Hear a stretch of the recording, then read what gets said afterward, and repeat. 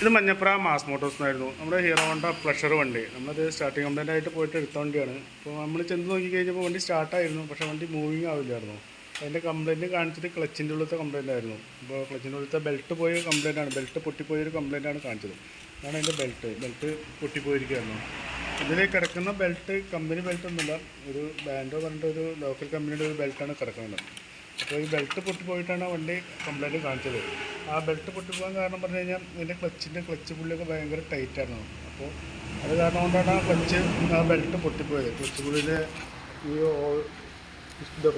ഹോളൊക്കെ അത്യാവശ്യം നല്ല രീതിയിൽ ഓയിലായിട്ടുണ്ട്. അപ്പോൾ നമുക്ക് ആ ബെൽറ്റ് മാറ്റുന്ന കൂട്ടത്തിൽ ഈ ക്ലച്ച് പുള്ളി മാറും, അതുപോലെ തന്നെ അതിൻ്റെ വേരിയേറ്റർ ബോഡിയൊക്കെ ഉണ്ട്. നല്ല പ്ലേ വന്നിട്ട് നല്ല തുരുമ്പിൻ്റെ അംശമൊക്കെ അത്യാവശ്യം നല്ല രീതിയിൽ പ്ലേ വന്നിട്ടുണ്ട്. അതിൻ്റെ തുരുമ്പിൻ്റെ അംശമൊക്കെ കാണിക്കുന്നുണ്ട്. ഈ വേരിയേറ്റർ ബോഡിയും ഈ റോളർ വെയിറ്റും അതുപോലെ ഈ ബോസ് ഡ്രൈവും നമുക്കത് മാറ്റിയിടണം. അപ്പോൾ ക്ലച്ചിൻ്റെ ഉള്ളിൽ അത്യാവശ്യം നല്ല രീതിയിൽ പണിയുണ്ട് നമുക്ക് അതിൽ. അപ്പോൾ അതുപോലെ തന്നെ അതിൻ്റെ ഈ പീസ് റൈഡറും നമുക്ക് മാറ്റിയിട്ട് റീസെറ്റ് ചെയ്യാം.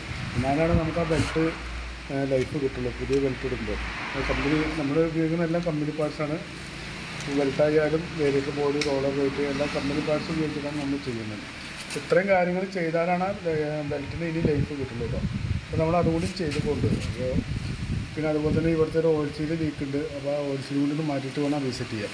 എത്ര വർക്ക് ചെയ്തെന്നുള്ള ഒരു എസ്റ്റിമേറ്റ് പറയാം, നോക്കിയിട്ടൊന്ന് റിപ്ലൈ ചെയ്താൽ മതി. ഓക്കെ.